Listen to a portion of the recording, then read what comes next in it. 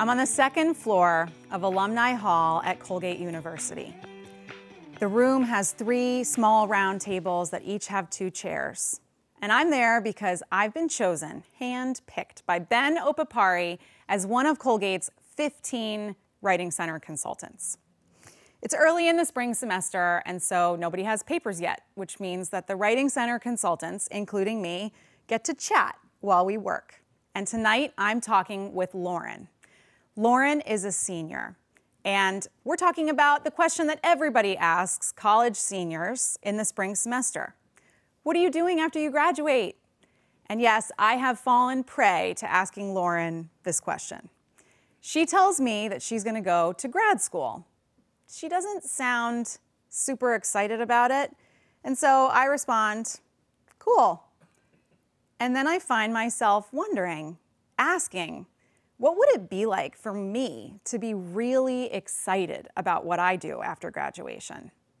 I'm a junior, so I don't quite know the answer to this yet, but I did just pass a flyer on my way into the Writing Center that night that shows a picture of a girl next to an elephant. And underneath it, it says, join us on Thursday to hear about what Brooke did after graduation. Elephants, wild places, not in the United States. This feels like more my speed.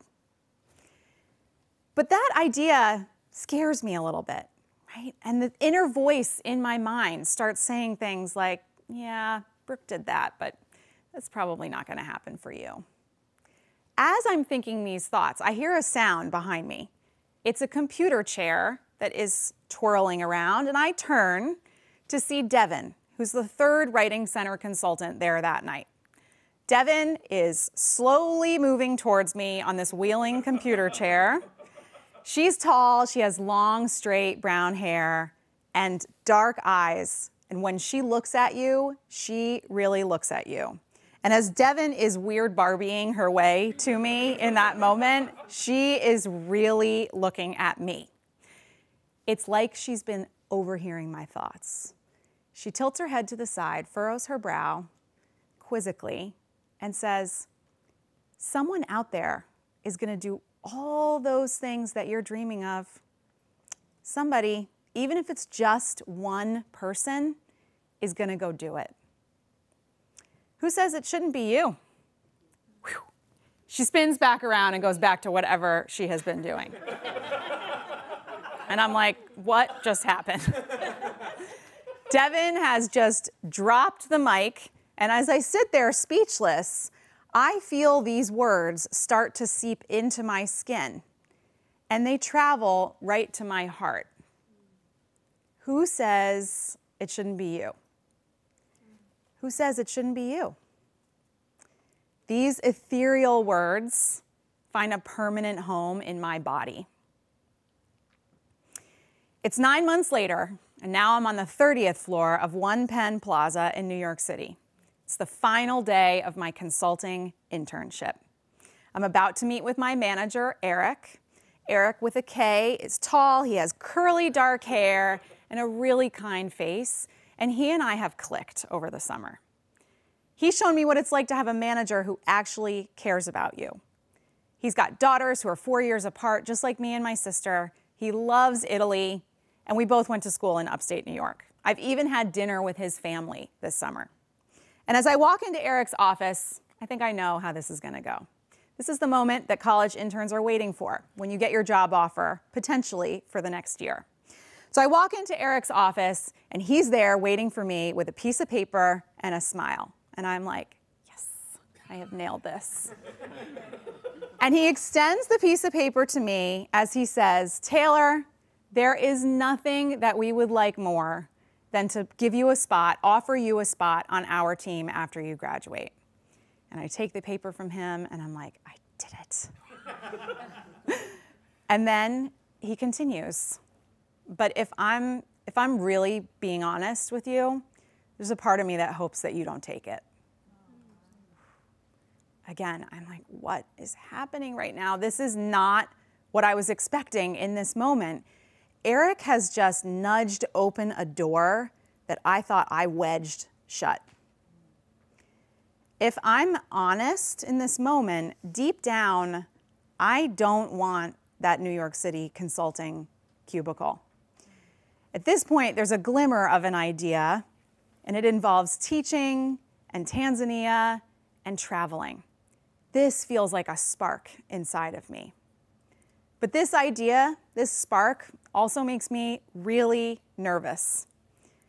First of all, what are my parents going to say about this? Could I even make this happen? And what happens if I never get another job offer ever again, other than this one that I'm getting right now? But then there's that voice. It's saying to me, someone, somewhere, is going to go teach in Tanzania next year. Who says that person shouldn't be you? A few months later, with a pounding heart, I call Eric. And I decline the job offer. And he says, good. The spark is lit. Now, I wish from this point forward, I could tell you all the rest of my decisions in my life went something like this. I stand on a rooftop and I say, who says it shouldn't be me? And then I win the lottery and we all travel the world for the rest of our lives. But it didn't go quite like that. And in fact, after I return home from Tanzania, I do find my way back into a New York City consulting cubicle. Years later, it's 2014, and my then boss invites me to a salon. Not the kind where you get your hair and nails done. This is the kind where really smart, accomplished people gather to have meaningful conversation, and I am all about it. She hosts these salons on a regular basis, and I've never gotten an invitation before. And although I'm being invited on the same night of the event, it makes it feel a little bit like an afterthought. I eagerly tell her, yes, I will be there. Just tell me when and where. And I show up that night outside of her New York City apartment. She greets me at the door, and when it swings open, the room is lit by this cozy candlelight. She has built-in bookshelves with books and artifacts from all over the place on them. There's a coffee table in her sunken living room, which is spilling over with these delicious-looking hors d'oeuvres. And the coffee table is surrounded by these pristine white linen couches. She introduces me to someone who's on the board of LVMH. And while I'm not aspiring to carry a Louis Vuitton bag, I instantly find this woman intimidating. She is a blonde bombshell. She's got this gorgeous flowing blonde hair. She has a bold red lip. She's got a gorgeous smile, and she is dripping head to toe in luxury. The night begins, and the host convenes the 12 of us in this group. She offers a question prompt that we're each invited to speak to with a personal story. Tonight, the prompt is about freedom. And LVMH is sitting next to me, to my left, and she kicks off the night with a story about her grandmother and about persecution in Europe and about beauty and luxury that has me completely rethinking my thoughts about that Louis Vuitton handbag of hers. After she finishes speaking, there's a natural break in the conversation, and it's time to grab an hors d'oeuvre. For some crazy reason, I reach down to that hors d'oeuvre table and I choose a mini San Marzano tomato from the crudité platter. Why I chose a mini San Marzano tomato, I will never know. Of all the options there, that's what I pick. And because it's too big to fit the whole thing in my mouth all at once, I try my best to take this dainty bite it in half. And as I do, time slows down as the seeds from this tomato fly out of the tomato, spray and land on the cream-colored white linen couch that I am sitting on. Oh, I am mortified in this moment. And my host, as gracefully as she can, looks at me and says, Oh, don't worry. I'm pretty sure that there's club soda in my liquor cabinet. And she's as horrified as I am that this has happened. We all know that that tomato stain doesn't just magically lift out of white linen. In that moment, if you had asked me, who says it shouldn't be you? I would say, that mini San Marzano tomato does. And so do all the eyes in this room. My spark has basically gone out. 7 years later, it's 2021, it's the middle of the pandemic, and I am laying in my bed, mindlessly scrolling Instagram at 1 a.m.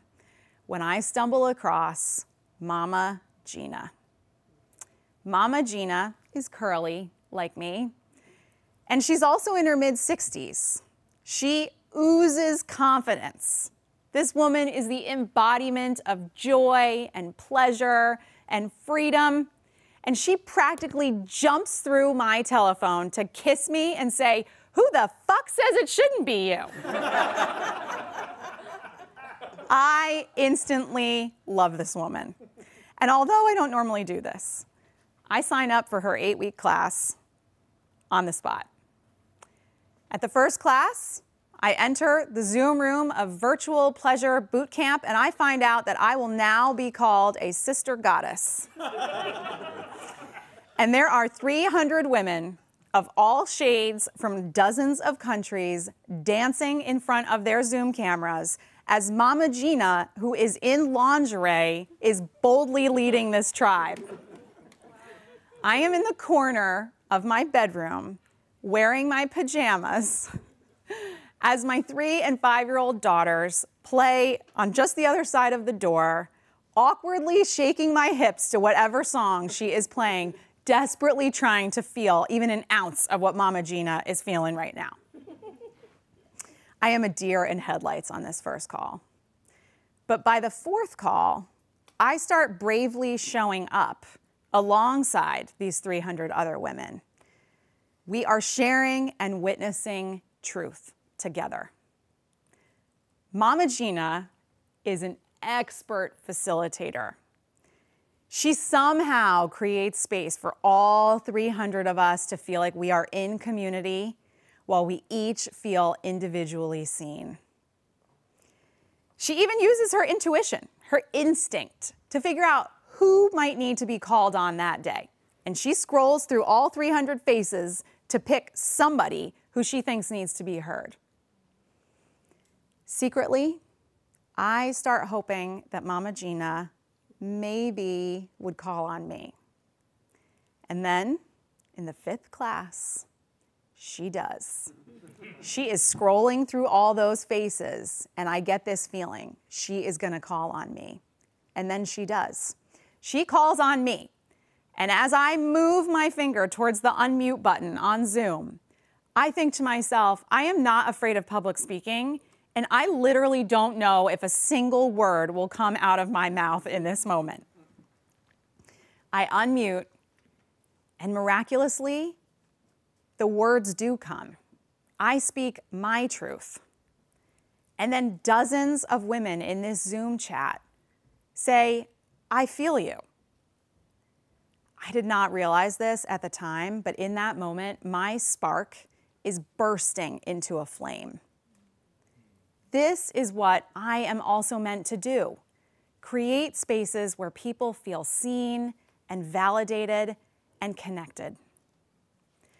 But I want to do this in spaces that are professional workplaces, where I have long felt and seen this gap in belonging and shared humanity.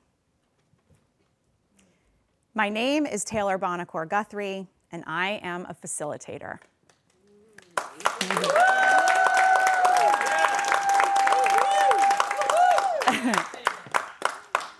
I own and lead the connection spark.